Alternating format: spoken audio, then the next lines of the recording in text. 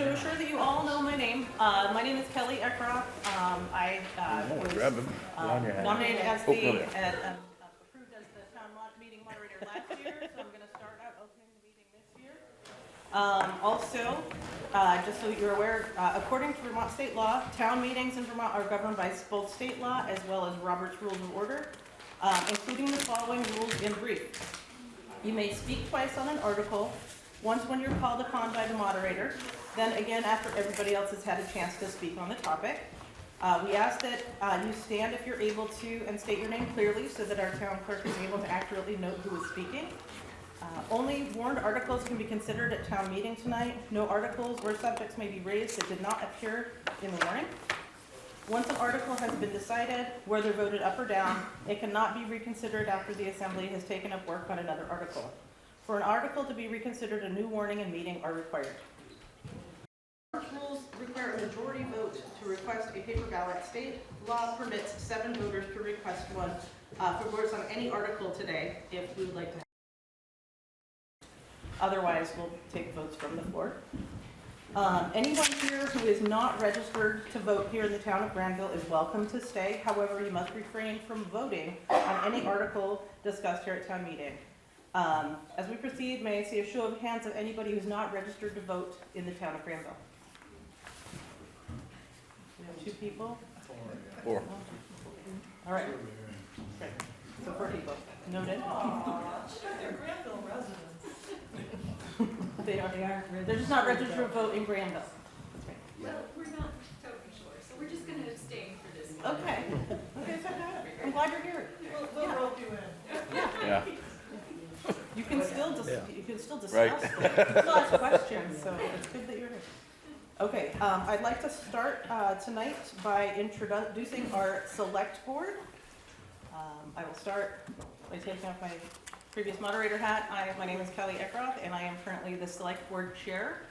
Today is my last day as select board chair, as we're opening up opportunities for other people to step into that role going forward.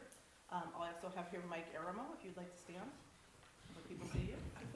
Good evening, everybody. And you can stand. Ken Beatty. This is Ken Beatty.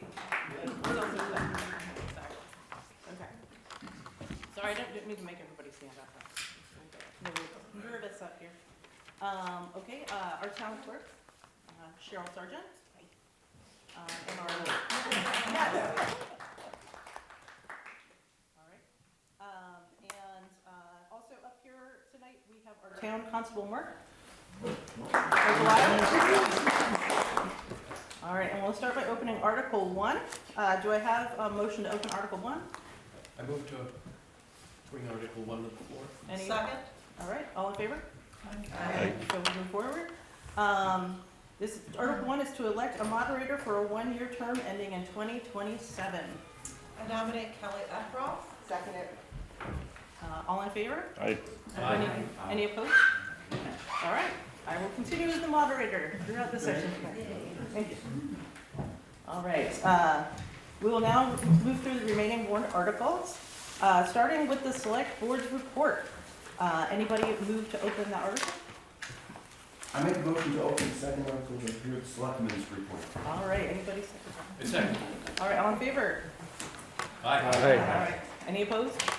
All right, so I will again take off my moderator hat and proceed with sharing with you the select board's report for the past year. 11. This is on page 11 of your book if you brought it with you. You can follow along. The Granville Select Board has overseen a series of beneficial projects over the past year, including grant-funded architectural planning to improve ADA, that's Americans with Disabilities Act, access to our town hall, with plans for the installation of a chairlift to access the 2nd floor. This is the first step that we needed to take to apply for future construction grants to maintain and improve access to our town facilities for our townspeople and visitors. With continued support from Two Rivers Otaquechee Regional Commission, Granville adopted updated flood hazard area regulations in December, and this past February we did adopt the local hazard mitigation plan and that has been submitted to FEMA. The Select Board has received and addressed concerns throughout the year related to the continued viability of the current Granville Volunteer Fire Department, also referred to in here as the GVFD.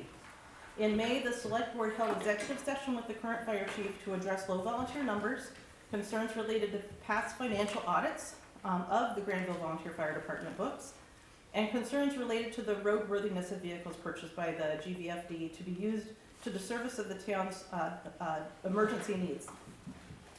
The past 3 years of town financial audits have detailed a lack of response or refusal to provide full financial details related to deposits of cash, so those might be related to the boot drop cash deposits, and other donations to the Granville Volunteer Fire Department.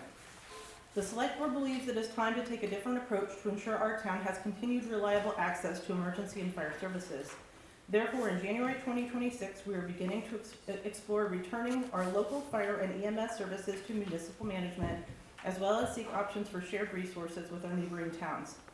We believe this is not only will help us with cost control and more financial oversight, but give our townspeople the peace of mind that emergency service will be available when needed. We have included an article for discussion and vote in our upcoming town meeting for our people to have a voice in this decision. On December 24, 2025, our town was notified by Todd Loy of the USDA Rural Development Community Program, he's a specialist there, that our town has been identified as the recipient for the fiscal year 2026 Community Project Funding and Congressionally Directed Spending Award under the USDA's Community Facilities Program in the amount of $488,000. These funds will be used for improvements to our town fire department facilities, including installation of improved water and wastewater systems. Increases in tax rates continue to be a major concern for our Select Board. School tax rates across Vermont will see an average increase of 12%, with our local rate rising 19% for the 26-27 tax year. 2025 saw increases in costs from road materials to town service contracts to trucking. Therefore, our Select Board has been focused on all areas of savings that will allow us to continue to maintain safe and reliable and accessible roadways, and to deliver core services that are expected from the town. Our town is currently in need of volunteers to help us operate and thrive as a community. Whether you have interest in sitting on the Select Board, joining a commission, providing animal advocacy and control, or if you can volunteer for just one day or event, we encourage everybody to get involved.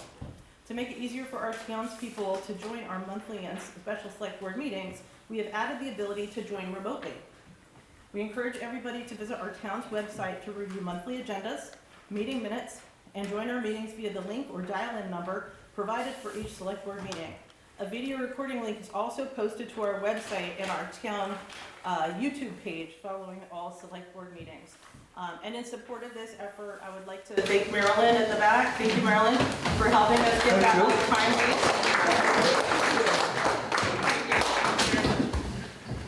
So with that, I would like to offer either of our other two Select Board members an opportunity to add anything they'd like to add or have input from the town on the Select Board report. If there is any.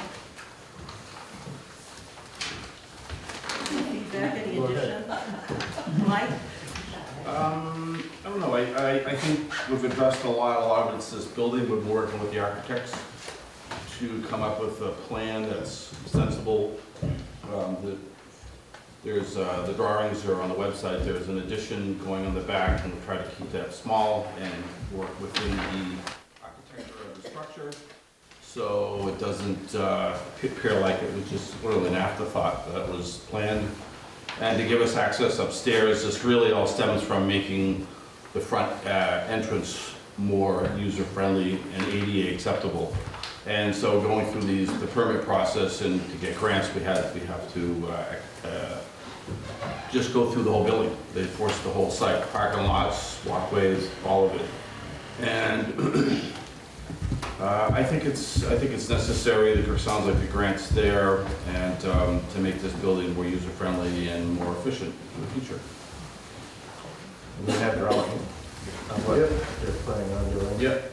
In case anybody is interested in looking at them, for the renovations and the stair lift and all that.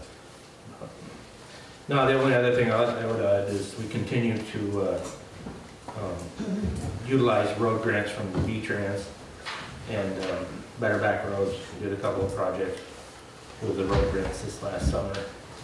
And there's a couple more projects online to be done this coming summer with the same V-Trans and Better Back Roads grants. So continue to try to get the roads fixed up, get some of the bad spots taken care of. Thank you. I thought Kate had a question I, or comments. Kate Stiles. I'm curious about the fourth paragraph, the first sentence, which says increases in tax rates continue to be a major concern for our select board. And it's a really great statement. I'm wondering what you're actually thinking about doing to address that issue. Sure. And if you want.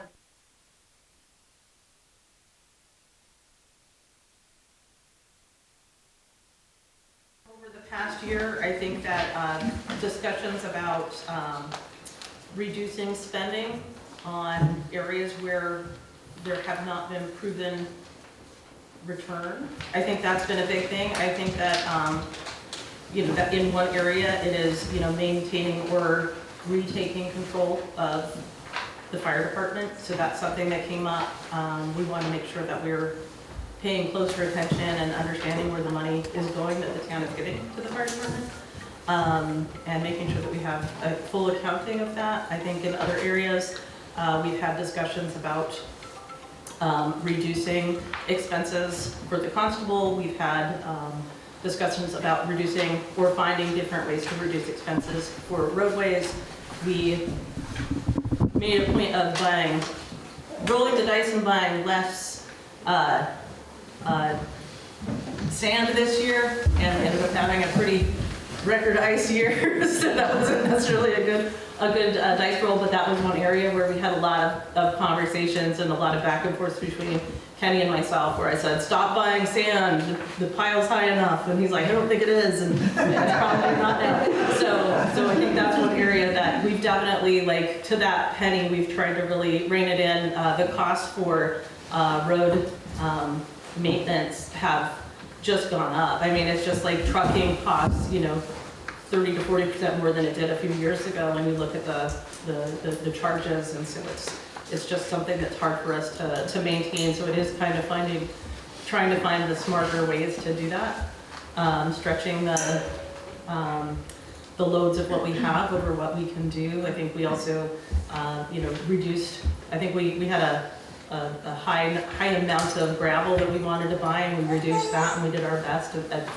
covering our gravel roads as well as we could last summer. So those are the key areas that we've discussed in depth. The gravel that was put down last year, there was a period of 5 years that we put a little bit in each year, and mostly because the ball mill does not have access to their gravel anymore. We're able to save, like the rest of us have to save to do things. And so that money was earmarked and set aside for a number of years, and that was taken care of.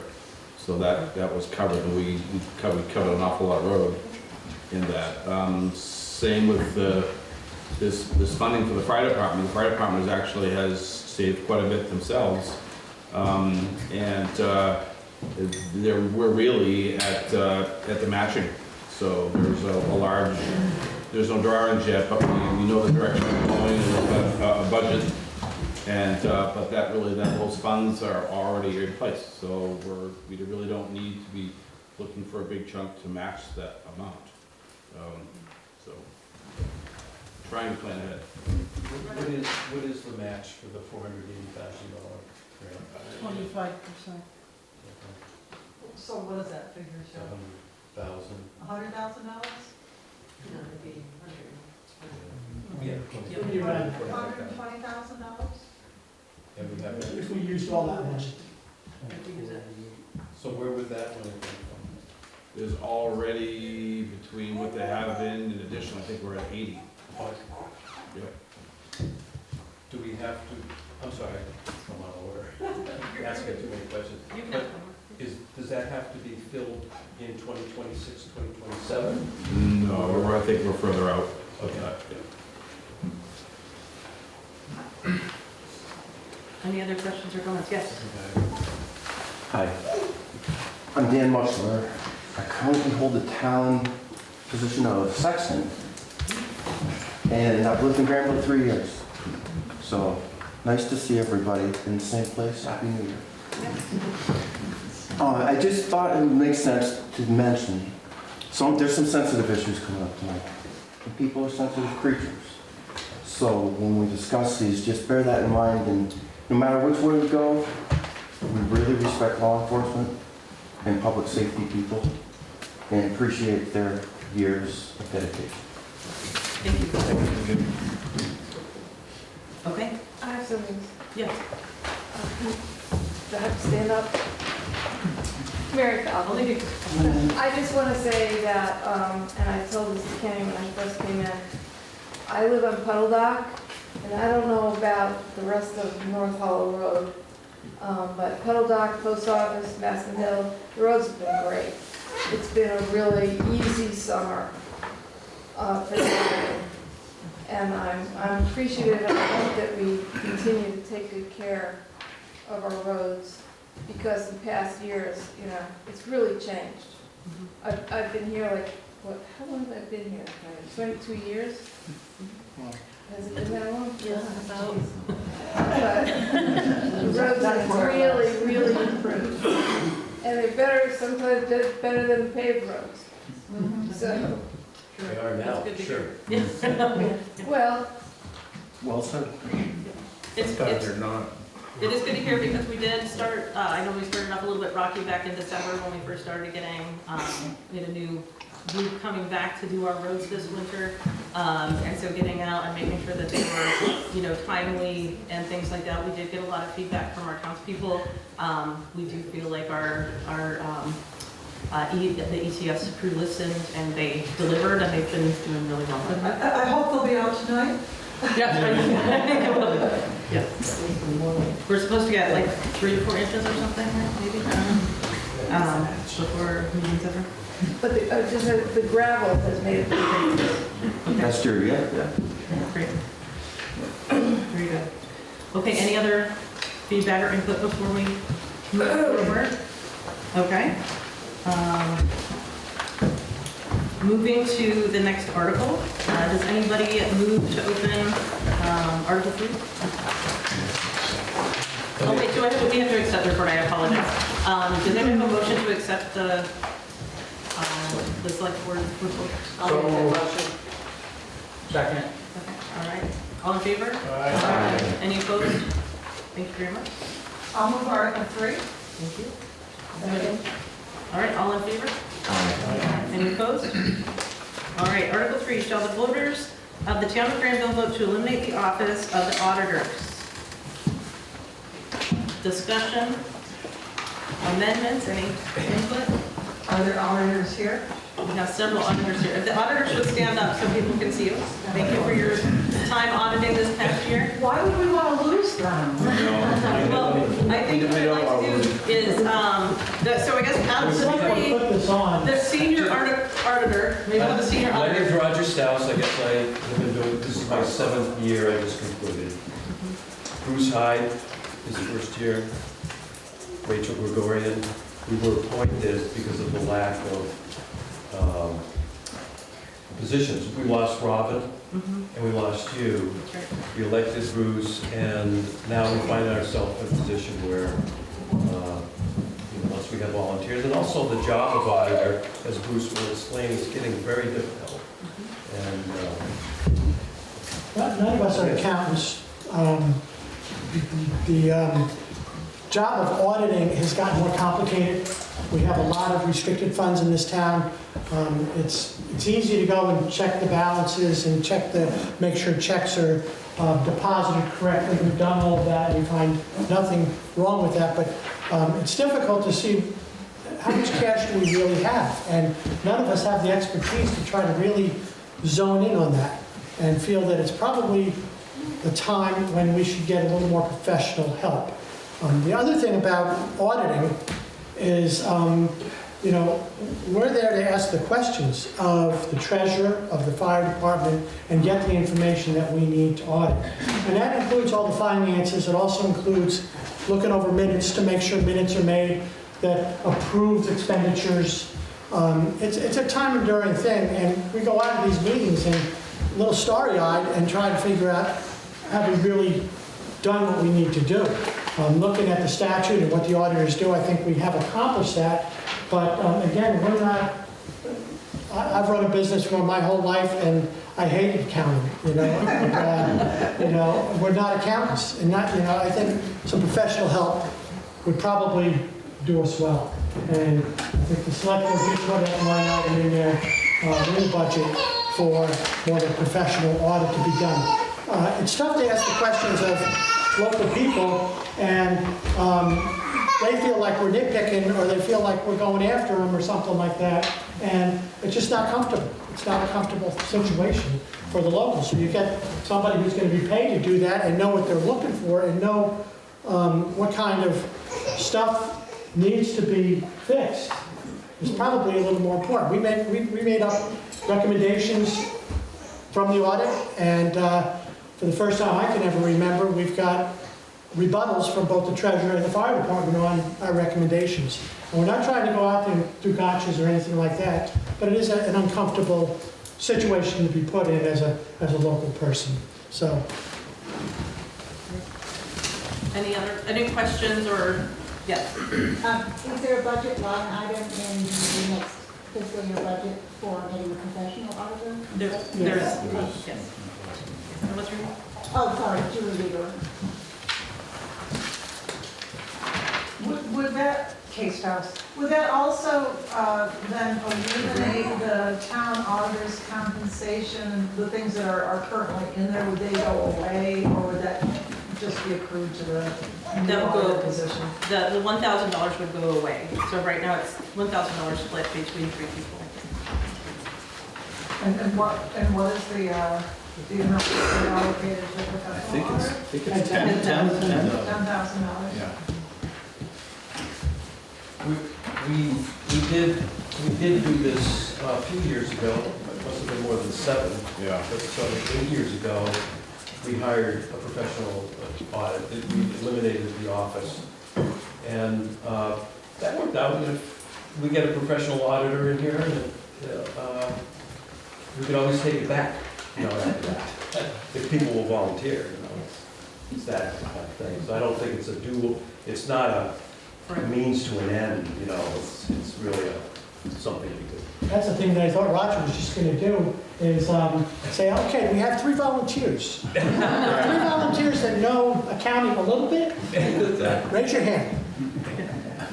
I'm not volunteering. You just raised your hand. You said that no, Accounting. okay. You need three people that really, you know, understand accounting and bookwork and everything. Yeah, and I'm taking off the moderator hat, putting on my select board chair hat for the night. I do want to share that I think a big reason that we start talking about the audit in general is that making sure that the outcomes should be that we have recommendations to improve processes, but they don't direct the processes of our treasurer. So they can, the treasurer, we do audit the books of the Granville Volunteer Fire Department. They can still continue to behave in any way that they want to. They can still continue to do whatever they want to do. So we, you know, it's a good way for us as a town to have that extra sense of security that a professional is giving them that advice. And if they don't follow that advice, then it's a little easier to talk about accountability measures. And so that's something that came up with us with the select board. Mary Falcon again. Roger, do you remember why we stopped? I remember that we started doing it with a professional. Why did we stop? Why did we go back to having the committee? Robin Hagerman. Well, Well, Robin has been doing it. like Carol here, I mean, I have to say, I've been part of town politics for a lot of years, and stepping into selectman's role here, when we had the professional audit done, no one seemed to be real happy about the outcome, I have to say. There was not a lot of information. We didn't get, all the books looked fine. That's basically what we got. It's like, Yeah. I mean, that's not good information. I don't think we really got some clarity, honestly, for what we pay. You know, we're asking a lot of our volunteers, and I think our volunteers do a way better job. We get way more information, because there's communication between the volunteers and the rest of the staff here at the town. So it's really about volunteers stepping up and helping. But volunteers who know what they're doing. Yes. I mean, I would just add, Mary, that for the last many years, Robin Hagerman was sort of Yeah. the sun around which the auditors circled. Right. Yeah, And regrettably, she has moved out of town, so Yeah, that's unless true. we have somebody who, you know, a Nancy, Kate, or apparently a Christie. No, I'm saying. You're raising your hand. I am. Christy Fuller, moved to Granville in 1984, been here a while.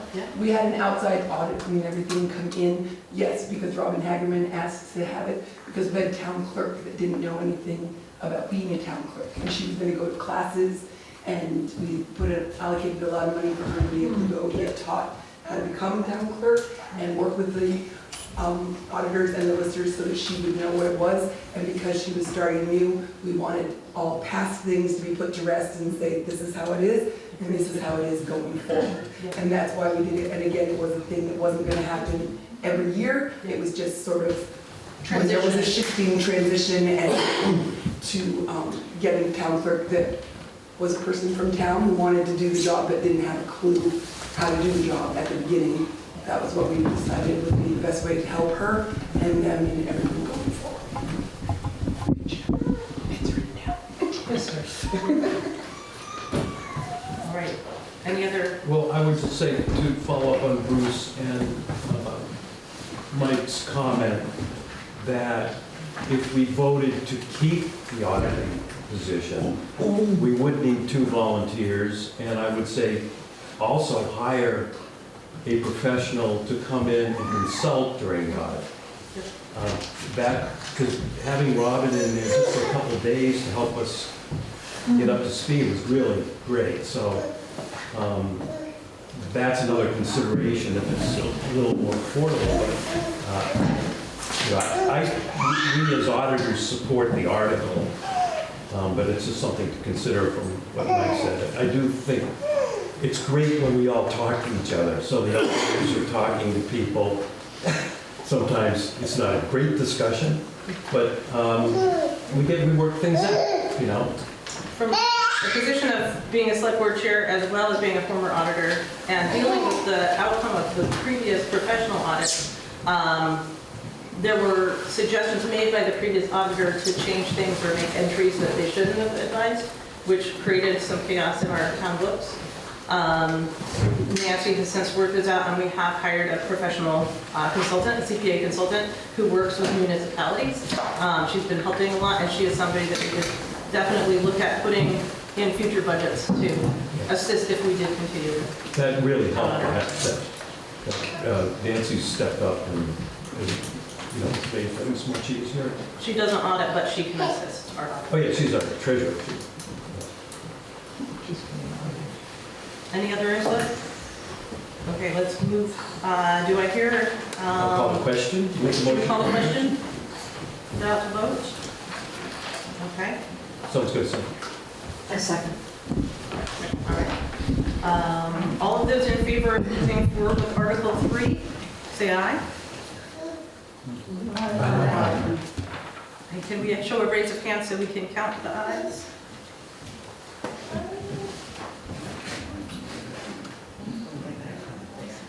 All right.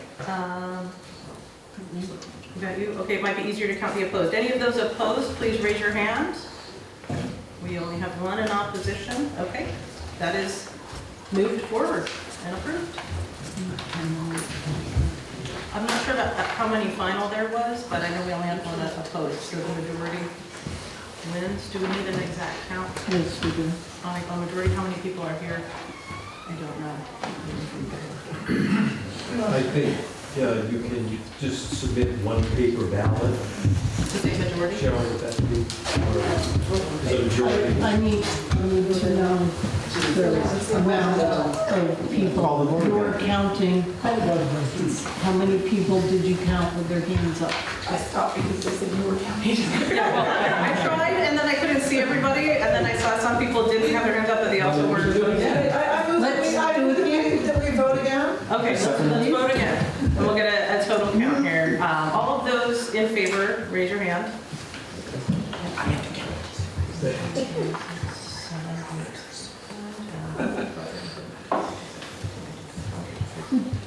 Twenty-six, 29? I see 29. 29. Thank you. Any of those opposed? One opposed. All right. Just so moved. All right. That means that in Article 4 will be amended as we will not be voting for D and E for the auditors, the external auditors. So with Article 4, do I have a motion to open? I move that we open Article 4. All in favor? Aye. Any opposed? All right. Okay, here we move forward. We'll go through each open office and your nominations and vote as needed on each office.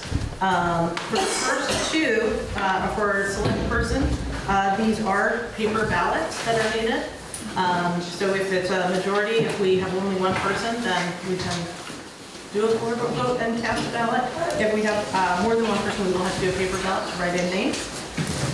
So for the 3-year term, which is open, ending in 2029, this is replacing Ken. Thank you, Ken. Everybody give you Ken for your...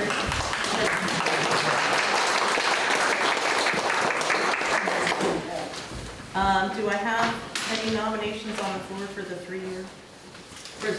I'd like to nominate Bob Reedy. He's retiring this year, has time to do it. He's a little bit of a policy wonk, which I think we need. Is he here? Yep, he's here. And he will. I'm Bob Reedy. Hi, Bob. You want this job? I'm listening. And you look back, a lot of people, I'm sorry? Wait, Roger seconded it. Yep. I'm a relative new kid on the block. Moved to Granville in 2020, spent 17 years in Warren before that. My background, I retired in December of 2014 from hazmat and disaster management. I responded to some of the largest man-made and natural disasters that have hit this country. After I got done with Ebola, I had enough and I said I'm done. In February 2015, I signed up to work as an EHS officer, Environmental Health and Safety Officer in Colchester. So I spent a lot of time working with the feds, EPA, NIEHS.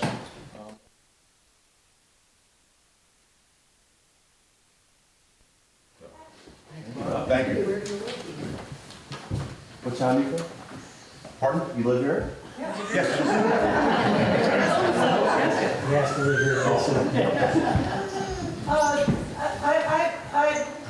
Is anyone else going to get nominated? Yes, I move to close nominations. Do you have nominations? I nominate Kevin. Can I nominate two? You can, yeah, if you nominate your first one and we've got to move on it. And then Okay, Kevin Bagley. Kevin Bagley, okay. Anybody second that? I'll second.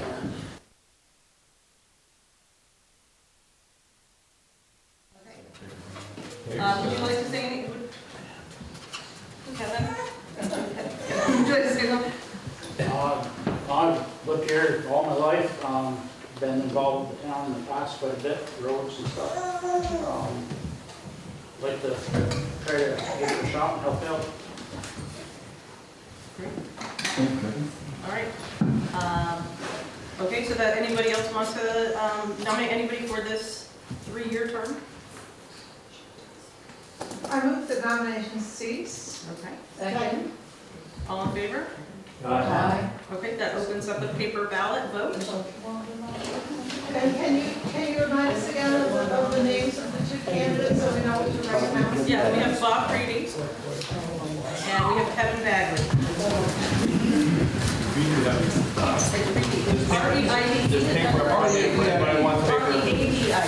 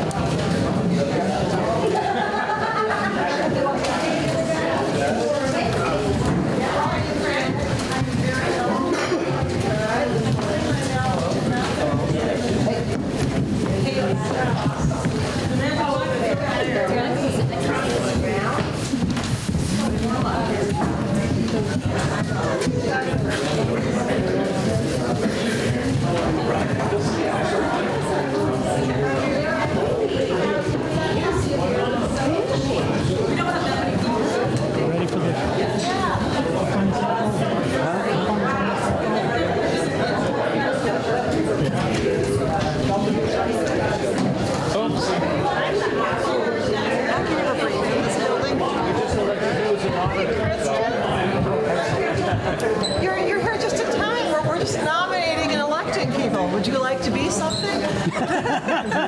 No, just late for dinner. There aren't really good warm cookies.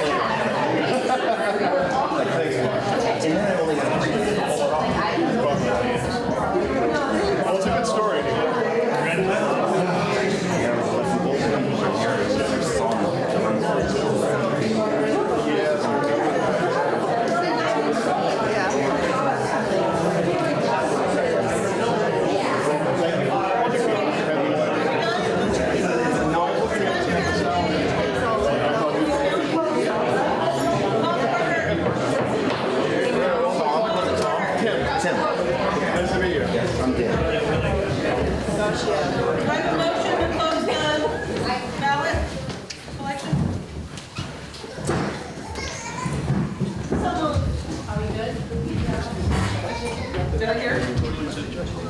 Okay, any second? I didn't hear the motion. Roger? Is it a motion to close? To close, yeah. All right, all in favor? Aye. All right, well, let's count and report.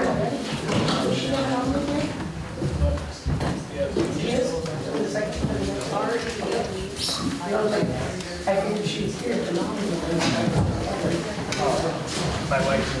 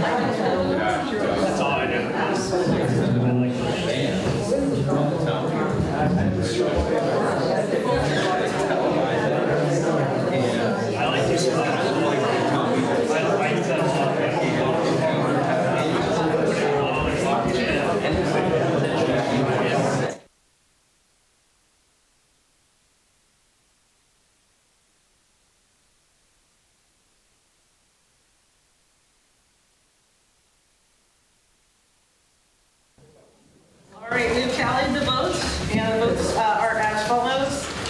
We have Kevin Bagley with 10 votes, Bob with 26 votes. So the selection board position, Bob.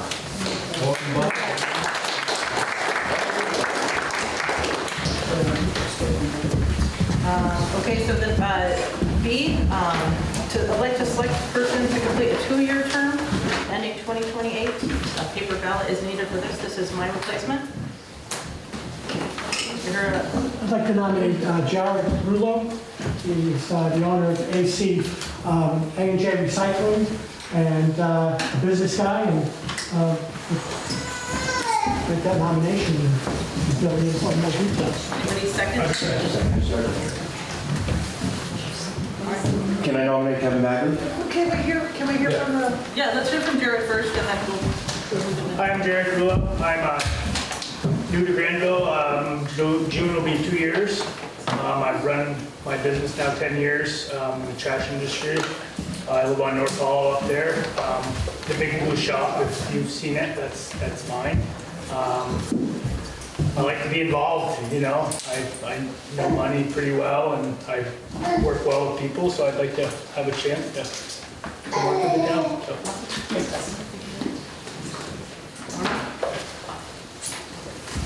Any other nominations?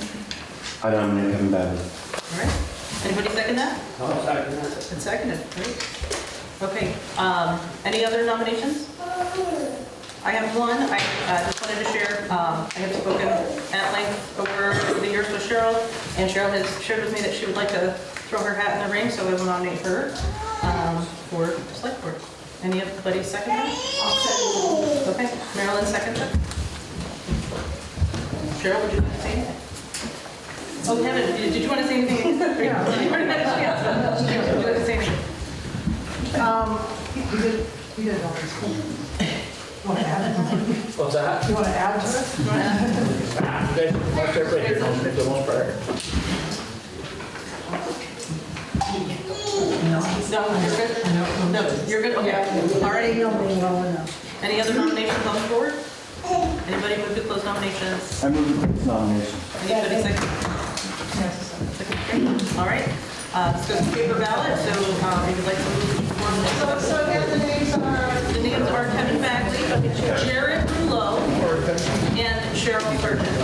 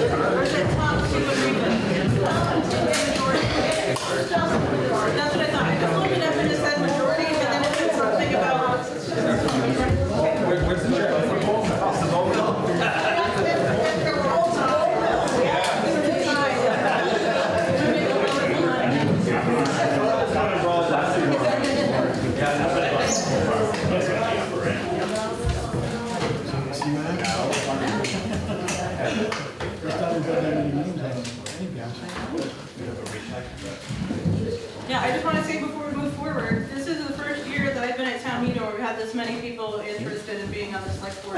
It's been a really tough year, the past year for me, so I really appreciate you stepping up. Just so to show you going forward, I know that I've had Bruce's help over the past year as he was the select board chair for a long time. And whoever is the select board chair next, I know that Bruce is still going to be available, I'll still be available, and I'll be here for the first few meetings to do a good handoff. So whoever is in the position. Thank you. Yeah, and she has been fantastic. Yes. Technology, amazing. So she's brought us to the 21st century. Like the IT. We're moving forward. We'll have a vote on getting a new computer just to facilitate next week. Well, slow down now. Brand new technology.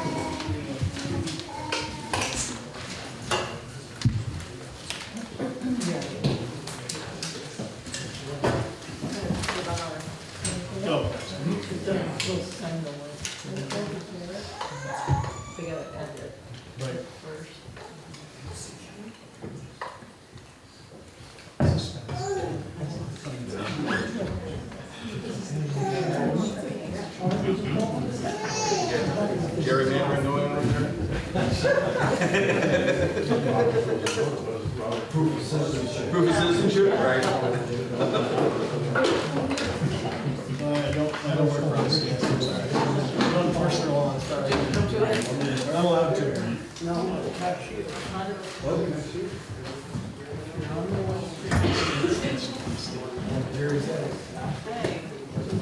All right. The votes are in. We have 7 for Kevin, 24 for Jared, and 6 for Cheryl. Jared Rouleau, Thank you. you're the next in line.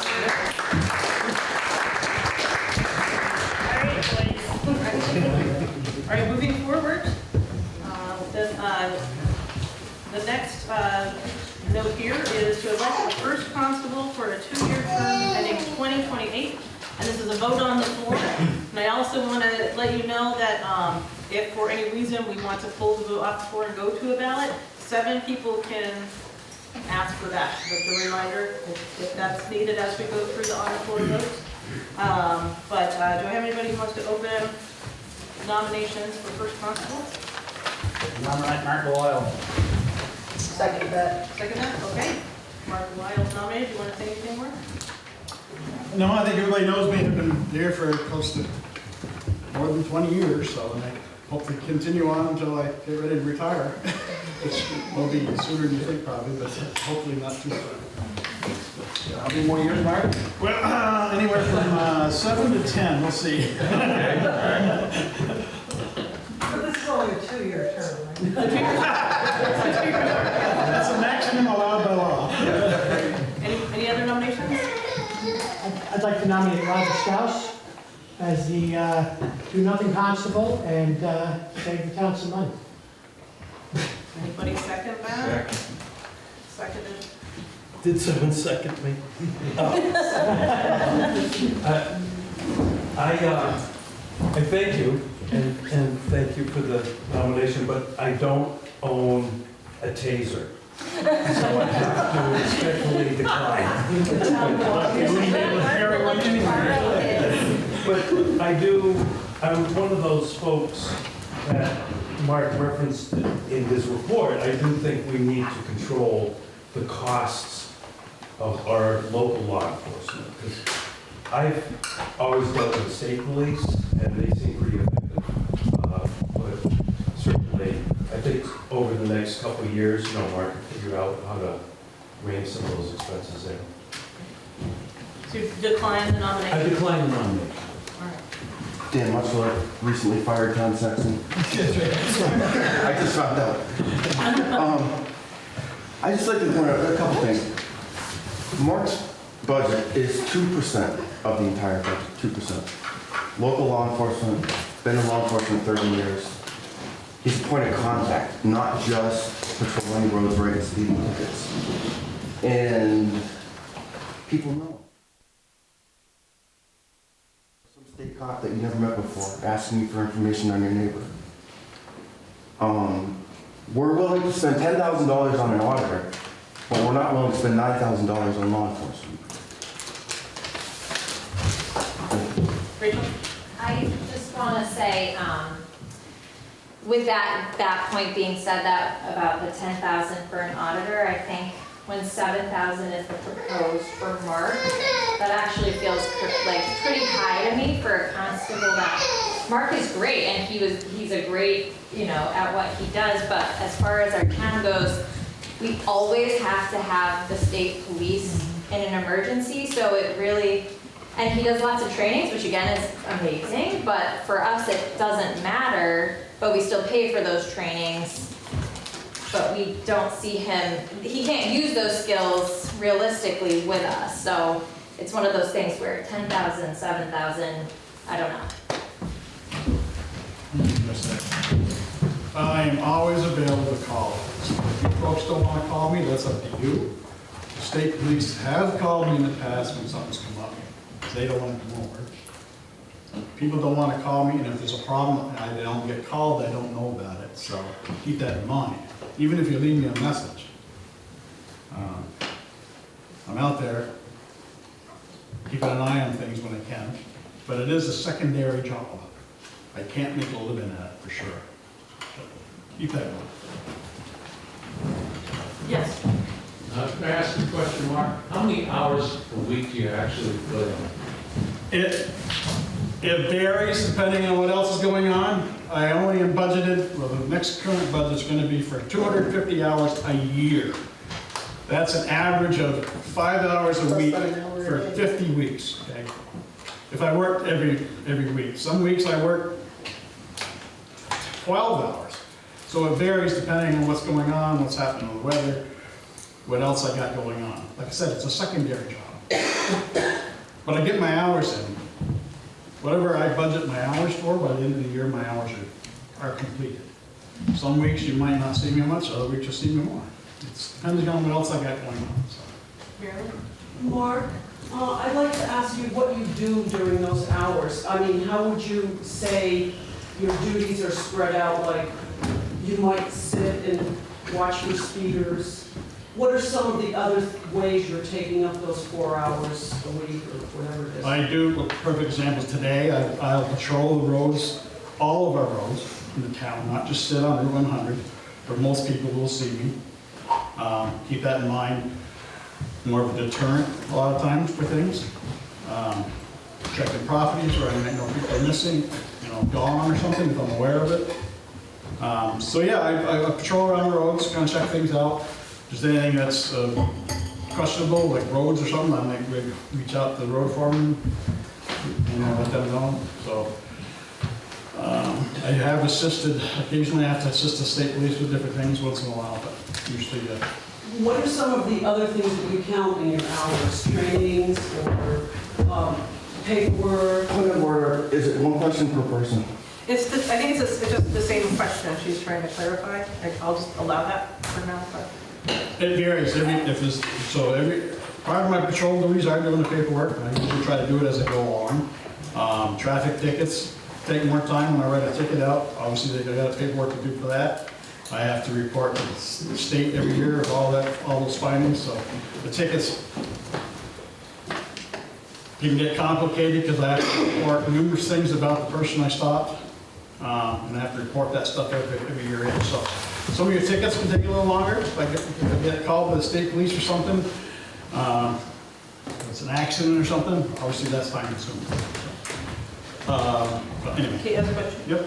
I'm curious about, Roger made a joke about the tapes. I have to say I was a little shocked to read that you are carrying that kind of equipment. How often do you actually use that type of equipment in Granville itself?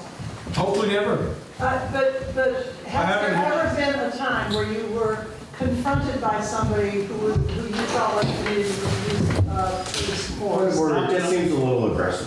Nothing recently. I'm sorry. I'm not trying to be. I actually, again, I'm just wondering if we in fact need that type of enforcement in a town of 300 people. I don't think that's aggressive. So I'll address that. I've carried one for probably 10 years. Or like not just here, we've probably been 7, 8 years here. Hopefully I never have to use it, but I have that available to me rather than have to use a firearm. I'd rather have that available to me, because part of the problem is if I get called to something, state police, if I'm lucky, can assist within a half an hour. So if I need to disable somebody long enough to detain them, arrest them, whatever it is, I need that extra tool. But that has never actually happened. Oh, goodness. You know, it's just an extra tool. Next question? Mike Reeder, I just want to clarify what we're discussing here. The item on the warning is for nominations for a constable, and it seems like we're getting into more of a budget question of whether or not we want to employ a law enforcement full-time, or not full-time, for 250 hours a year.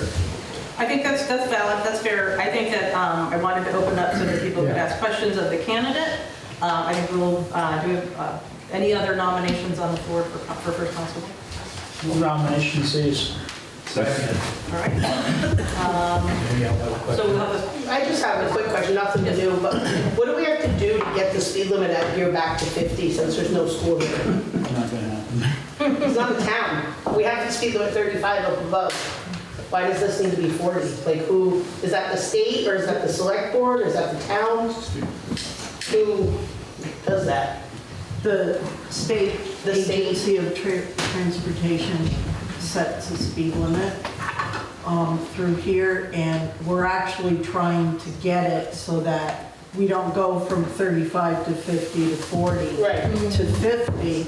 We want it consistent all the way down. Right, it's just weird that, I mean, I understood when the school was here that it was 40, because there was children here, and people pulling in and out, but it's a dead zone now, so like, why exactly 40, but.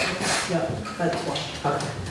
All right, nominations cease. Let's take a floor vote. All those in favor of our nominated candidates moving forward, say aye. Aye. Anybody opposed to Mark Lash moving forward? Okay. You're the constable. Okay, the next here is to elect a second constable for a one-year term ending 2027. Do I have any nominations from the board? Jeff Lumbrough. Jeff Lumbrough. Yep. Okay. Anybody second that nomination? Second. Okay. Bruce, did you have? Yes. Are you sure? Let me address it too. What do you want to address? Yeah, just so you're aware, folks, if you're not aware, the second constable, generally we have it over in East Granville, has no law enforcement authority, but it's more of a contact person, and we do have a second constable, and it's just a one-year term for that. So. No other nominations? I'll nominate Jen Stickney, who's the second constable right now in East Granville. Anybody second that? I'll second that. Okay. All right, so that's 2 people for a floor vote. Any other nominations this time? Anybody move to end cease nominations? Move nominations cease. Anybody second? Second. All right. Okay, let's go ahead and take a floor vote. All those, no, we can do a floor vote. It's majority floor. All of those in favor of Jeff Lumbrough? 1, 2, 3. There's 1, 2, 3, 4, 5, 6, 7, 8, 9, 10. That's 10. Okay, all those in favor of Jennifer Stickney? 1, 2, 3, 4, 5, 6, 7, 8, 9, 10. Let me just see again. All the hands up still. Stay there. 1, 2, 3, 4, 5, 6, 7, 8, 9, 10, 11, 12. There's actually 12, 13. There's 13. So there we have 13 for Jennifer Stickney. Jennifer Stickney takes the lead. She will be the second constable.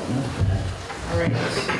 We're going to move forward here to elect a delinquent tax collector for a one-year term ending 2027. Do I have any nominations on the floor? I nominate Nancy Needham. Second it. Any other nominations on the floor? Nomination cease. All right, anybody second?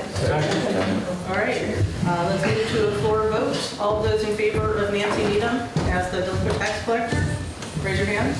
You want to count?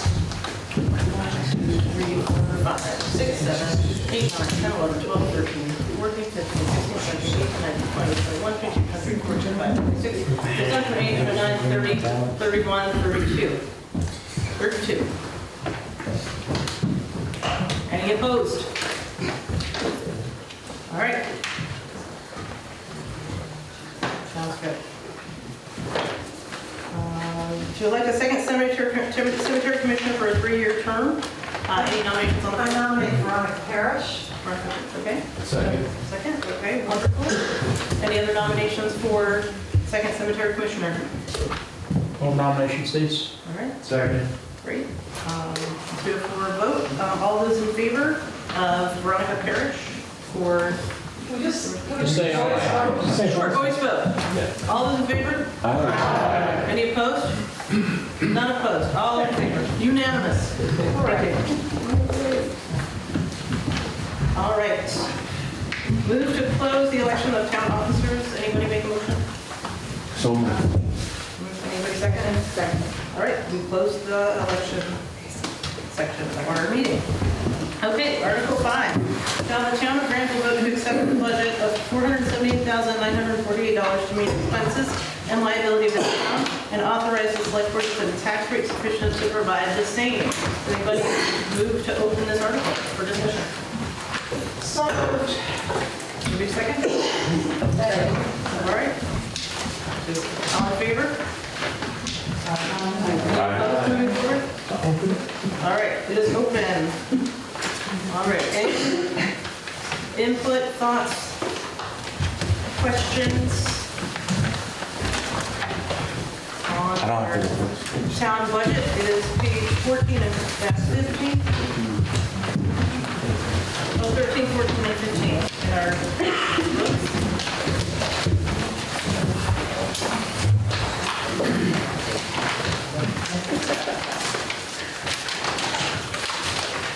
Opportunity to review expenses, if we have questions, some of the things that come up so far. Just a comment. Yes. I was thinking, Dan, also, on the trucking, it seems like the trucking is a high expense on the sand issue. Yep. And I was talking to some guys over at the gravel pit over in Rutland, and he said that Belden Construction has bigger trucks. I haven't actually had a chance to call them. I've been busy with a family matter. But I don't know if we could possibly save money. He said they do the contracts for a lot of other towns in Vermont, and I know Harvard's is great, and we love them. But we might be able to save some money on trucking by going with a different contractor on it. Any input on that, Ken? Road commissioner? Usually the theory is the bigger the truck, the cheaper the trucking, the material to get it over here, but it's still coming from a long ways away over the mountain. And the cost of the material and getting it here is, we are light on material this year because we shut it down early because of the trucking.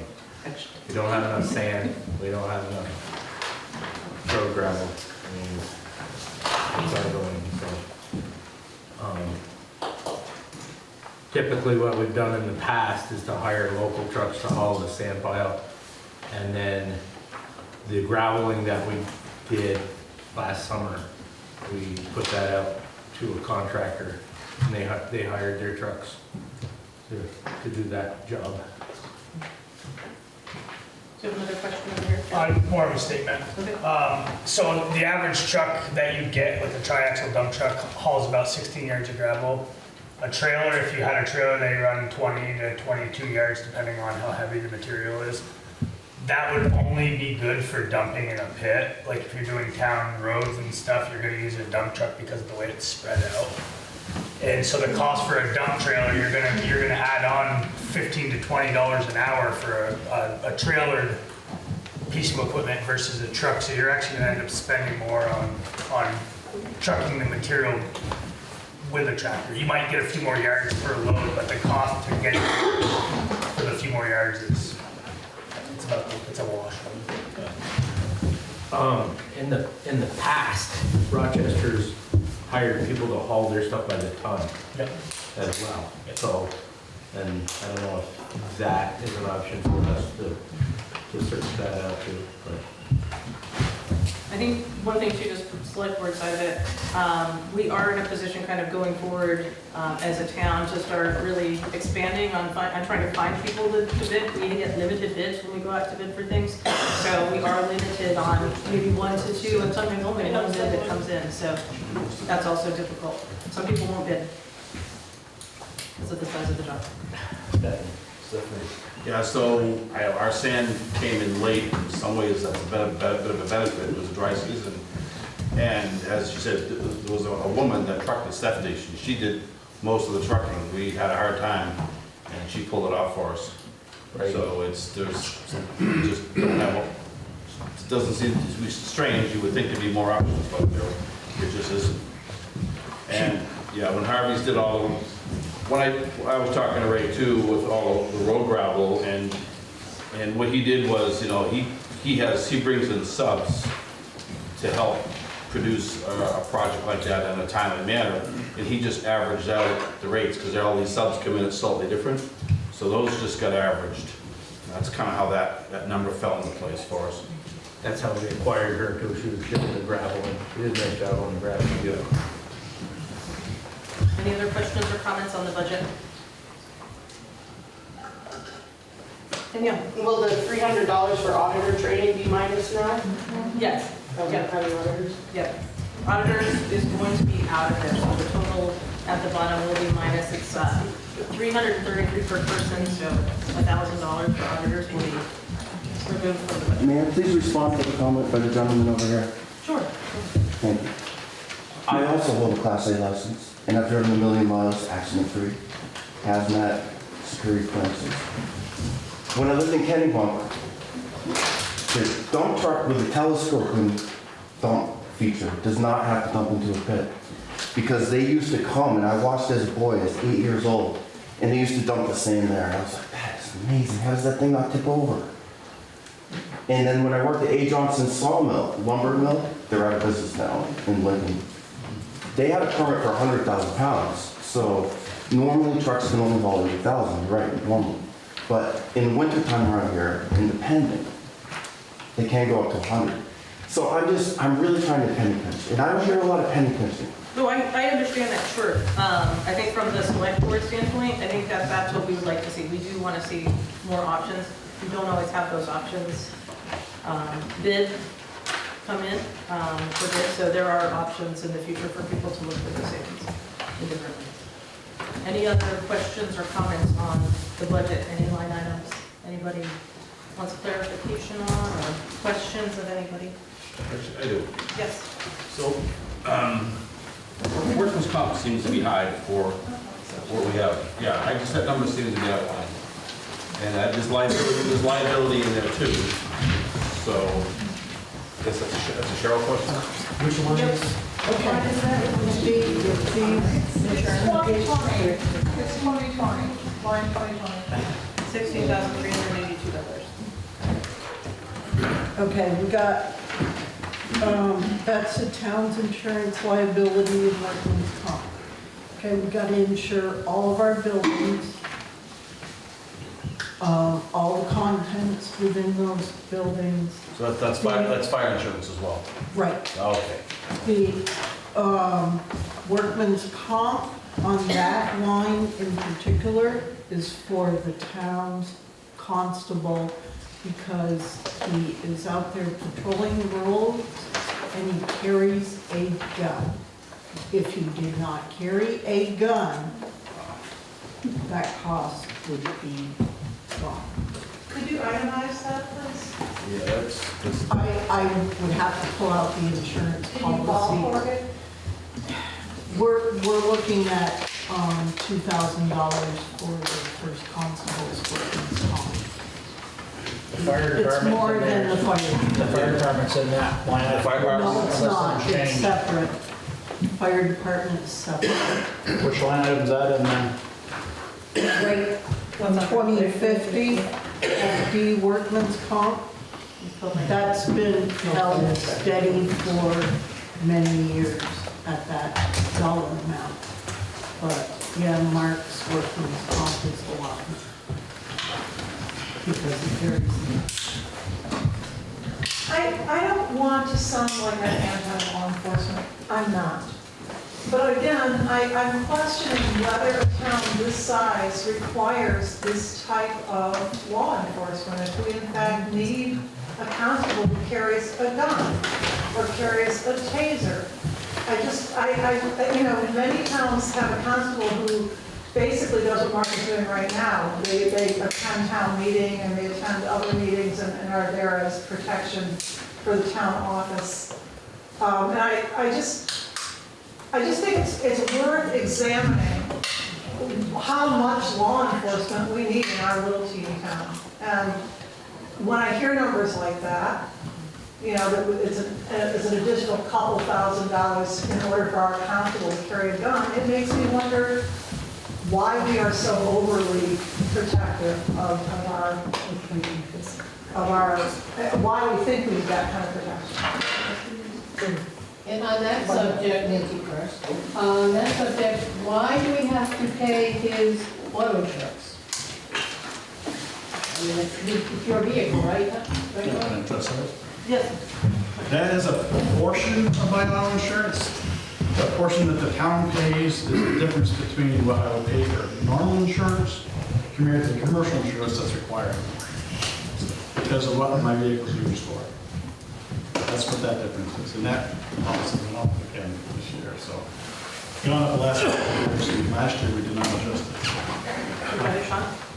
In regards to the auto insurance, Mark, do you submit payments for your gas? No. You don't? I get a mileage.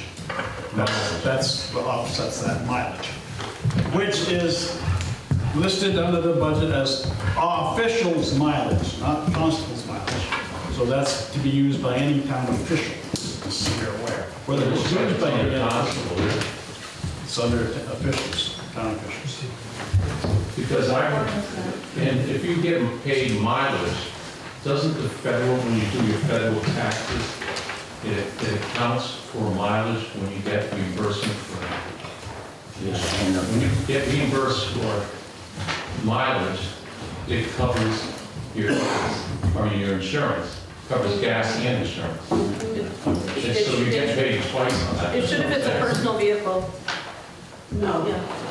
It does if it's a personal vehicle. I have the code from the IRS, and it says the mileage reimbursement.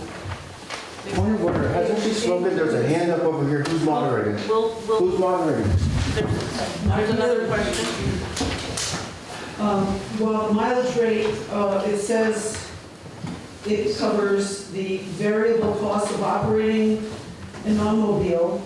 It also covers insurance. It takes all of that into account. The IRS sets the mileage rate, whatever we pay for mileage. And that's supposed to take all the costs involved in using your vehicle for the IRS mileage reimbursement. Christopher, yes, we're a town of 300-ish people that can vote. We also are surrounded by the National Forest, which is experiencing many, many homeless people coming to live in it. Homeless people who maybe aren't so God-fearing, police protective, and give a rat's about any of our own personal stuff. And they're up there. And if you live next to Route 55 of the government, you will see them come in and out, and in and out, and in and out.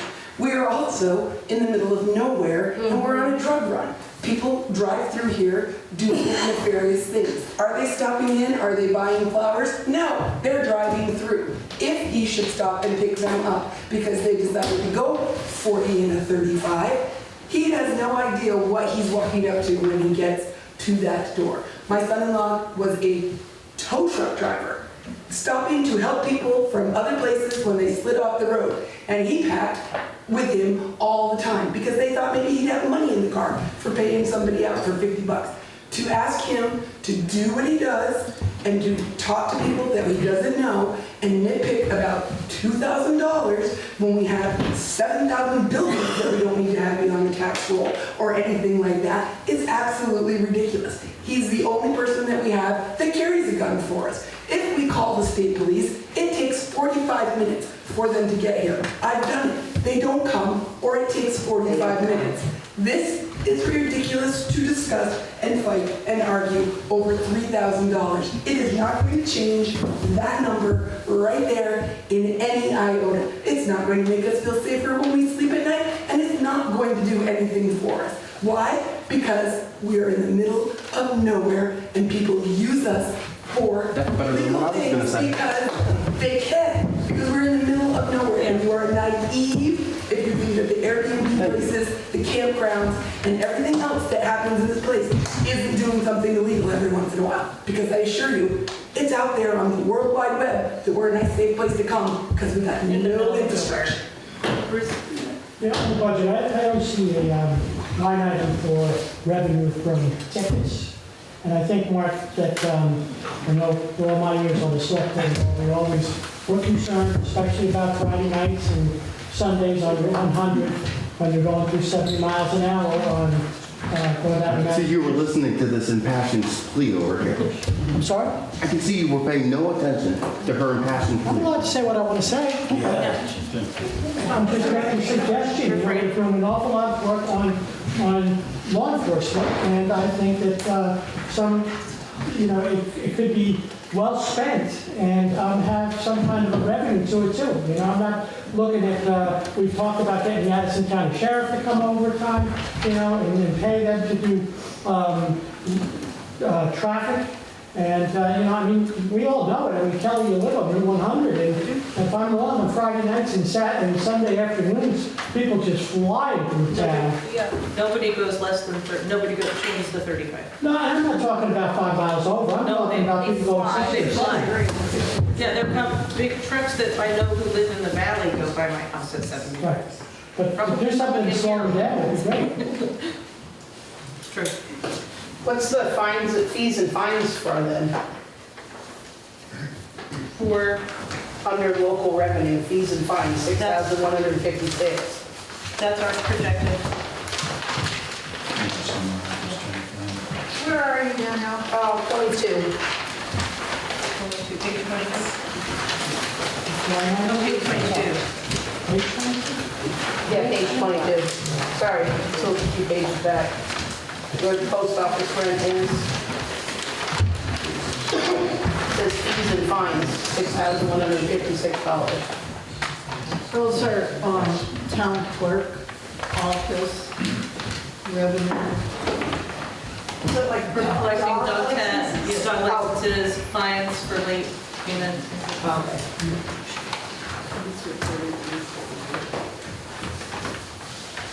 Any other questions or comments on any of the line items in the town budget? Well, I just for clarification, so where would those fines be listed that Bruce just brought up? The revenue? The revenue from when he gives out tickets, where is it? Yeah, it's on the balance sheet, which page? That's not in it. No. Okay, we have it on, we do have it on our balance sheet. I think that Nancy has those numbers. Is that correct? It's on her balance sheet. She doesn't currently for this report, but going forward, it would show up in the profit and loss because they have it separated out. From previous years, it's not separated out. We do have it listed on what was earned for this past year, but we don't have projected revenues for it. Yeah, it wouldn't be a bad idea to separate it out so that people can see it. My understanding is it will be going forward. Yes. All right, so I guess the next step here is to, move forward with a motion to accept the budget minus $1,000 for the auditors. $1,300, actually. $1,300 for the auditors? Yeah, take out the training. The training, that's right. So if somebody can do the math, I'll make it. Sorry, I didn't look at it. We've already removed the town auditor compensation, that's already removed. It's been- Just need to remove the. The 300 for the training. So this, I guess the 1,000 has already been removed?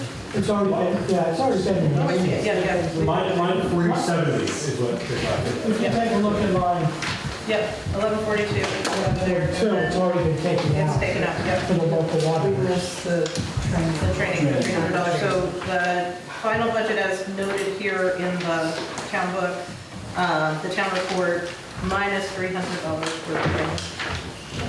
So is the $10,000 that we talked about, of it, 3 have to be added into this? No, it's in there. It's already in there. Yeah, we had both, I thought that we had originally had both left in there so that we could do one or the other as needed, but we already. I need to call the question. Second. All those in favor of accepting this budget minus $300? Aye. Any opposed? All right. Budget accepted. All right.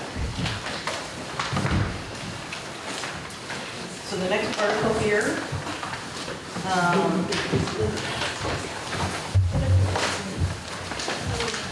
Article 6, shall the town of Granville vote to instruct the select board to employ a certified public accountant or public accountant licensed in the state to perform an annual financial audit of all funds of the town?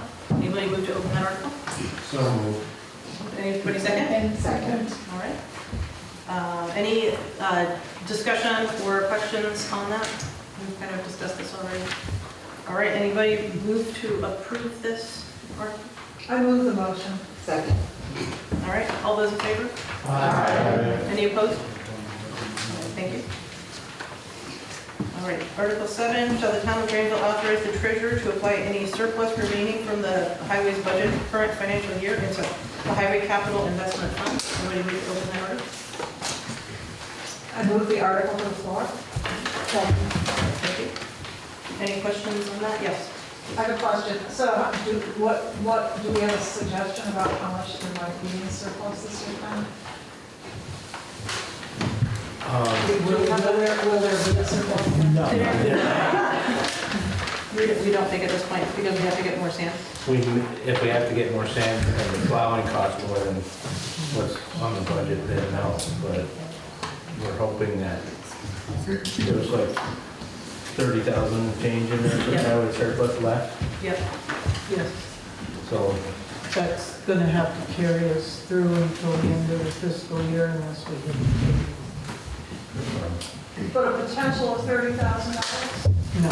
No, no potential at all. Okay, so this is kind of a, just here. It's process. I mean, if there's 5,000 left, then we can move it forward. at the end of the day, we'll know how much we can move forward. If it gets warm and everything melts and it's fine. Building mud then. Building mud, building mud. Okay. So anybody move to, call the question? Move to? So moved. Vote? Second. All right, all those in favor of adopting Article 7? Aye. Any opposed? All right. Okay, Article 8, shall the voters of the town of Granville vote to return management of our town fire department financially and operationally, including opening the election and appointment of the fire chief by the town of Granville. Anybody move to open that article for discussion? Move Article 8. Anybody second? Seconded? All right. Marilyn? All right. Article 8 is open.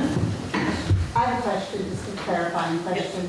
If this article were to pass, it talks about having an election to appoint the fire chief. When would that occur? It would be either an appointment or an election. So Okay. if the town decides to move away from leasing the fire department to the 501c3, which is the Granville Volunteer Fire Department, and the next step would be to decide whether we do an election or whether the select board would appoint a fire chief to reconvene the fire department. Most of the materials, many of the materials there do belong to the town. The building belongs to the town, so essentially it would be taking over, utilizing the budget, and reestablishing the fire department under the control of the town versus under the control of the 501c3 nonprofit organization as it's managed right now. Who will be regardless of whether this happens or not, who will be administering that $488,000 fund? The Granville Select Board is my understanding. Even if this doesn't pass, that would still be under the auspices of the Select Board? It would, and the town clerk. Thank you. Roger. Yeah, I have a couple of points to make. The first is, as a taxpayer, a few weeks ago, maybe a month ago, I witnessed firsthand our emergency services in action, and I was blown away at how well they performed. The volunteers were there within 5 or 10 minutes. Werber was there in 20 minutes, and it was a great thing to see, and I have the highest respect for everybody who volunteers for these humanitarian and dangerous jobs for the fire department and rescue. The amount of training, I talked to Daniel last week and some of the other members of the fire department. They go through hundreds of hours of training. So as a taxpayer, as a resident, it's so important that we have these services. As an auditor, I just want to point out in our report that we submitted our findings on page 23 and 24. Yeah. So if anybody has questions, you can refer to the auditor's report. On 23-24, Nancy Needham responded to our suggestions on page 25. So for the record, though, on page 26, the auditors could not complete the audit for the fire department. So we were missing crucial information that we were asking for, which is part confusion in the email chain and some misunderstanding, but what we got from the fire department was not it didn't relate to what we were asking for. So we didn't complete the audit, and then Daniel's responses to our suggestions were confusing and sort of irrelevant. So I just want to make it a matter of public record that the auditors stand behind the report and that these suggestions are meant to help the administration of the fire department in the future. Back to being a resident, the article that we're discussing, back on the page, wherever it is, it's kind of a two-part article. And I believe the fire department should be able to elect their own management, fire chief, assistant chief, and so forth. But I do believe that the town taking over the administrative duties of the fire department would free them up to do what they're volunteering to do. So personally, I support passage of this article, but I'd like to know the other part where the select board would appoint the fire chief. I'd like to know more about that. So that would be, in the event that there was a move forward with breaking the agreement. So the idea would be to break the agreement with the 501c3. Right. Would be what would happen if this were passed. Then we could move forward and reestablish a relationship with different guidelines. So with different rules on management, we could choose to continue to work with that 501c3 or require changes in order to work with that with a revised 501c3 organization to run the fire department. I think there are 3 years of record, and I'm speaking now as the select board chair as well as previous auditor, 3 years of record where there was avoidance of providing what was requested by the Granville Volunteer Fire Department when it came to financial records. I say avoidance because it was, there were combative emails. There was raising of voices when requests came, and disrespectful behavior towards the auditors as well as the select board when those questions came up. And I think you saw some of that as well, Roger, and the auditors this year. I was copied on many of those emails, and there were disrespectful words and tone in those emails, which can sometimes come across in emails that they were very overt. So I think that the frustration for the auditors, the select board, really comes down to accountability on the part of the Granville Volunteer Fire Department, making sure that there's clarification on what's happening with the funds that are donated. So willingness to provide backup for donated funds, willingness to provide, so for 2 years, deposit slips for donations were requested and denied. So no idea where any donations were going, where the cash was going. We asked if cash drop donations were put in petty cash, we were told no. So there's really no track record of what came in and what went out and who was responsible for the funds.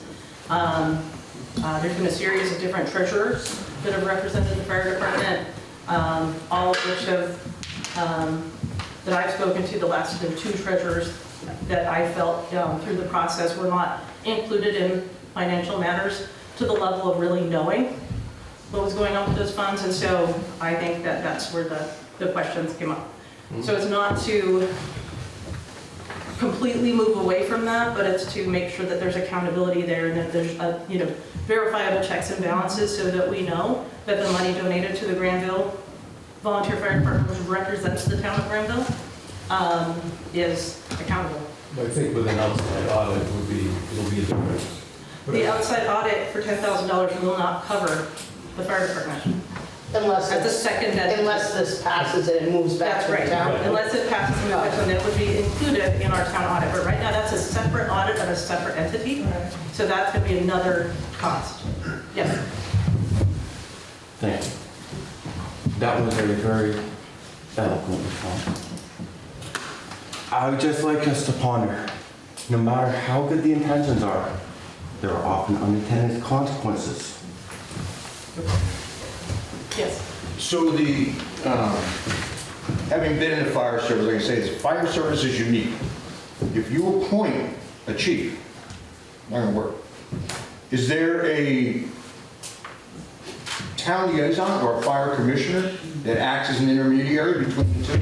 There should be. There has not been one. There should be a fire commissioner. There should be a liaison. Someone that fire department reports to, and that individual reports to the fire department. There has been. I'm sorry? There has been. There has been? One now. Our agreement states that there should be. Yeah, I'm currently, but I've just kind of volunteered and went to a couple meetings just this past season, Our current- lately season. Our current agreement states that it will be somebody not on the select board, so it does have to be an independent person in the agreement. So we don't have an independent representative. And it doesn't have to be a person who's versed in the fire service. You know, it's somebody who just has an interest in what's going on, is to be able to say, hey, look, we're at a juggernaut here. You know, and I look at the verbiage and the way it was written, and then go back to the Article 8 when it was written, and then I look at what was said in the select board part. This needs to be tabled until that animosity can be broken. You know? Yeah. And until there's a dedicated fire commissioner or liaison, it's gonna go back and forth, you know? And to appoint a chief is not gonna work, and the reason for that is, I need a chief who has my back.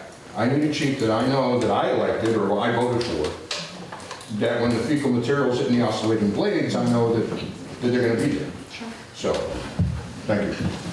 I think there's a legal question here that the select board would have the power to designate the volunteers to select their own chief. I don't read this as some people are interpreting it that the select board's going to hire the chief. No, understood. But from a chief standpoint, the select board needs to be on this side, and the membership in-house is the one who decides who that chief is. Absolutely. Okay. And I agree with that. Okay. I think this is the agreement with the fire department is between the select board and the fire department.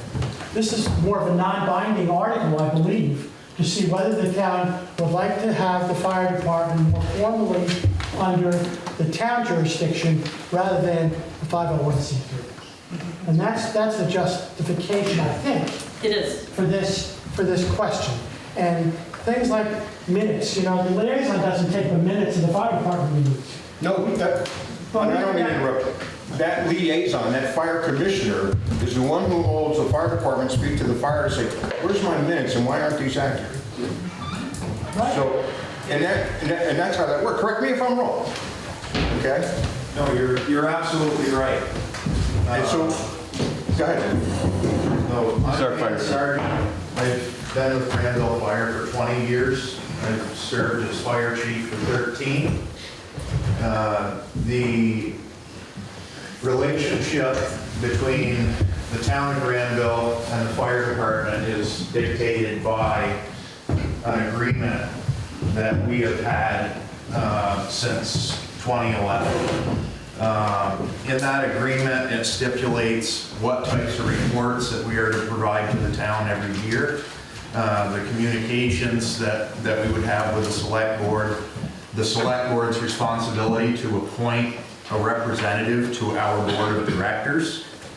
And as Bob was pointing out, that representative is responsible for bringing the town's concerns to bear at our meetings.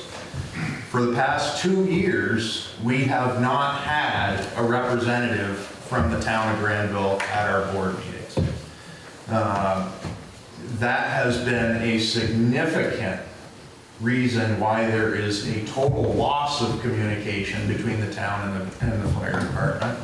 There is a total lack of understanding by the select board of how the fire department operates. And there needs to be a continual dialogue between the town and the fire department so that we can hash this out. I think that if the incoming select board members were willing, we need to have a discussion between the town officers and the fire department officers and really look at the agreement that we have and rework it. It has not been edited since 2016. It's 10 years old. There are a lot of items in that are very vague, that do not discuss what the town is really looking for financial reports. And what we've seen in the audit process in the last few years is the expectations of what we're providing the town have changed, sometimes in the course year after year. Changing the location of the goalpost every year is really difficult for us to adapt to and provide you with the information that you're looking for. We need to have your expectations up front so that we can provide that to you. My concern with the article as presented is it opens up the door. Maybe the incoming select board is not interested in appointing a chief. They would allow the fire department to elect their own. But legally, it opens up the door so that in future years, the select board could change their mind and start to appoint a fire chief. It totally changes the flavor of volunteerism in the fire service for this town. This is something totally unprecedented. We have never appointed or elected a fire chief in this town.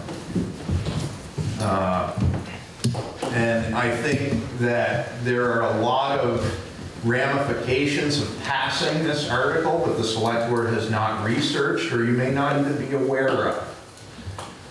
And that needs to be totally vetted, and there needs to be a plan for how this type of a transition can happen while maintaining emergency services in town. It would be, in my opinion, totally irresponsible to pass this type of an article with no plan in how to continue emergency services. Are you saying you wouldn't be on the fire department if the article passed? I think that there is a message that this type of article sends loud and clear to the volunteers that are currently serving. Okay, and also you're saying back a few minutes ago that 2 years, it's the town's fault that for the last 2 years, you didn't save your deposit slips and your receipts and mark down your minutes and do all this stuff because they didn't have a in-between person? No, that is not what I said. Okay, well, you just said it. Dan, I'm just gonna do kind of a point of order here. I just wanna move forward, and I appreciate you speaking. Thank you, Danielle. Yes. Mike Rader, I'm hearing a lot of different things based on one sentence article. Does the select board have a plan for how this transition would take place?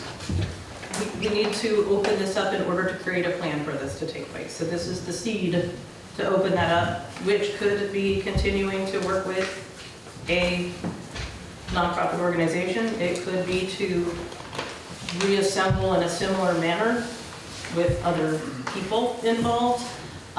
It would mean that the select board would need to appoint somebody to be part of that group. I think that there's a lot of different options. I support that. I don't believe that that's what's written here in the article. The next- And anything that we come up with as a vote tonight is going to be challenged by 5%, and we're going to be back here in 2 months to revote on clarity. So the select board is changing, so I think it would really be up to the new select board that's going to be assembled, and so that's going to have a different perspective. So that. I understand that, I just don't feel like this article is very clear. Okay. Can I hear a motion to table? I did. Can you make a motion? Yeah. I motion to table it. Great. Good call. All right. All in favor of tabling the article? Or to continue? Aye. Any opposed? Roger, you're opposed? Yeah, I think we should take care of it tonight. No. Okay. I'd like people to stop and consider, Janet Brown. Yes. If this fire department, we lose all these volunteer fire departments and you have nobody in this town to respond, your fire insurance goes up dramatically because the next closest is Hancock or Warren, and that will affect your fire insurance. Yes. My name is Logan Ray, I'm the assistant chief, and I've been on the fire for about 3 years, and previous to this, I was on Barnard and Bethel's, and Bethel just went through the same thing 2 years ago, where there was a certain member that the town had issues with, and the select board decided to step in, force their chief out because they didn't think he was doing a good enough job at handling the situation, and in that time lost half of their members, appointed a new chief, then lost the other half of their members. It doesn't mix well. I mean, there's a lot of things to take into consideration when the town plays a part in the department. Taxes are gonna go up. Are you gonna pay your volunteers, or are you just gonna expect them to do it for free? You appoint a certain chief, what if we don't like said chief? Now you have a chief and no members. You know, based off my experience, which I understand being young, is the fire departments are better left untouched by the select board. Not saying there shouldn't be communication, but I think a member or representative from the select board to communicate with officers on the department would go a lot further than just trying to come in and take over the department. Okay, thank you, Logan. Just so everyone knows, Logan is the assistant chief. Just so people know. I'm going to move forward, but if you want to say Okay, sorry, Rachel, because now I'm a little confused as well. I thought, is this just to talk about whether it should be a 501c all on its own, or is this just so that there's just overall management of our towns? Because it sounds like from the last comments, which I feel like I'm not getting this, but it's not about the fire, it's not about positions in the fire department, correct? I thought this was written, okay. No, it's about so just to put it out there, the whole point of this, from the select board perspective, was for the town to voice whether or not the town, and it's not the select board speaks for the town. So as it's saying, the select board appointment, it's coming from the point of the town having a voice, a stronger voice in the management of the 501c3 or not having a 501c3 due to concerns over the past several years related to financial management of the 501c3, as well as reduced volunteerism for the 501c3 and other concerns that we did meet with Dan to talk about throughout the year. And we didn't get a favorable dialogue at that time, which is, that's essentially why it came up. Okay, so this isn't about cutting positions or making people feel like they can't volunteer anymore. This is simply just to like have more management and control. Over We're gonna move forward. Okay. Yes, so originally, Dan, we have to table. I would not mind hearing from Dan. Do you have that authority? I didn't want to hear from the chief. We've heard Aye. from the chief. We tabled this. Yeah, we just tabled it. We need to move forward. We've allowed a few people to speak afterwards. We need to move forward. Okay. Article 9, shall the town of Granville vote to increase the municipal building investment fund in the amount of $5,000 for the purpose of repainting the municipal complex? Anybody want to open that? I'll move the article. Anybody second? Okay, great. So anybody have any input or questions on this article? How much money's in that fund now?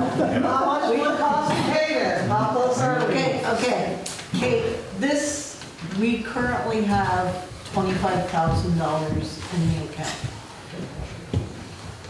Part of the grant program to renovate this building in the church space above includes repainting the complex. So I'm just trying to say that if we can add to it, that will give us our space for what we need to cover. The in-kind So if I can just add on to that, so this is an additional $5,000 that is not in the budget currently?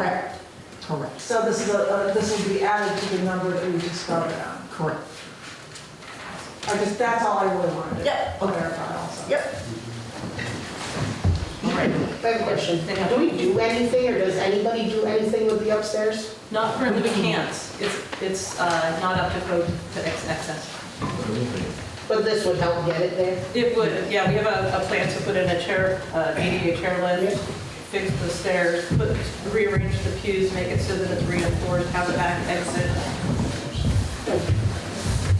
Am I understanding we can save $5,000 I have a hand up over here. I didn't see it. Sorry. It's my fault. Have we had any bids on the painting and stuff? Will this 5,000 bring us up to a point where there's going to be enough to do the painting, or? We can't put that out for bid. It's part of the overall grant to do the renovations to this building. So because of that. I just wasn't sure if there was like, say we only needed, we've gotten bids and we only needed 3,000. Yeah, no, we haven't gotten that far yet because it's all lumped into one. And this will give us money towards our 25%. This question has been on for the last few years before we got handicap accessibility.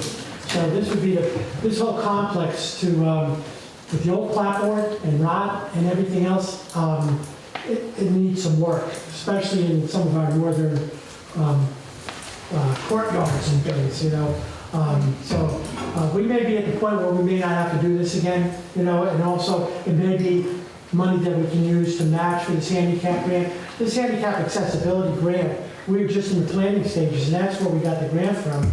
But construction phase, there's not any money out there right now available to do that, and this is the next select board is going to have to look into that and see where, how much can we do? Can we do some of the work, construction work for egress, get a wheelchair in, and forget about the second floor right away, because that's going to be expensive to get that. So it's a municipal building, and to be able to get upstairs, it's got to be handicap accessible.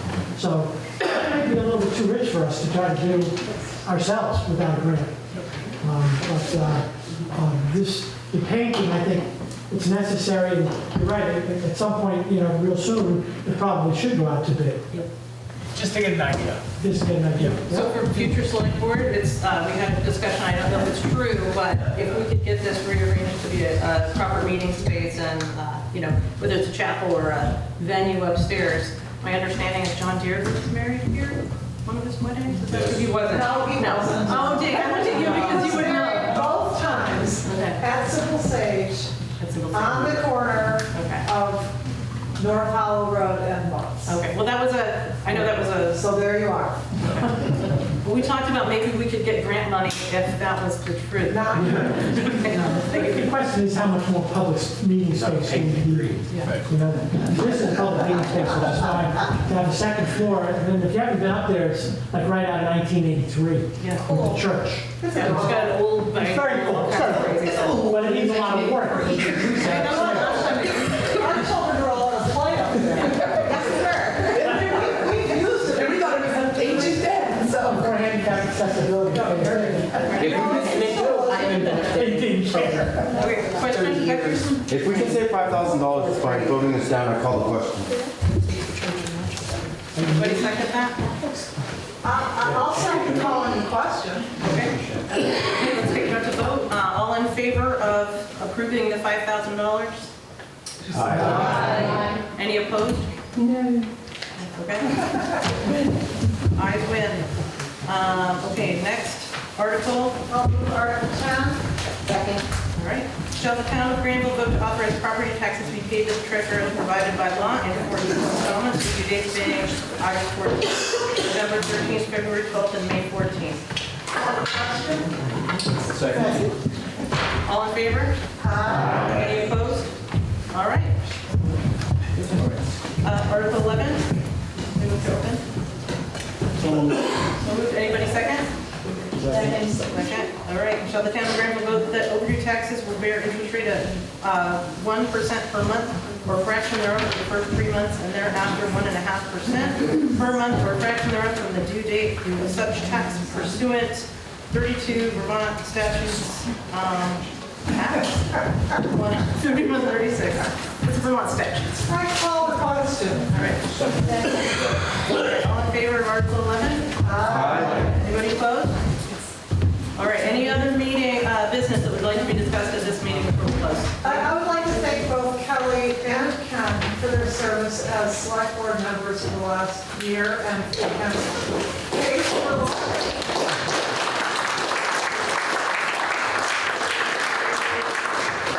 Thank you. Will the tabled fire department conversation be done at a select board meeting? I think we could look at that, or we Like could another town. hold another townwide meeting. Right. Yep. It seems like there's some input that Yeah. might not be bad. Okay, any other business before we close? All right, anybody move to close the meeting tonight? Second? Okay, all in favor?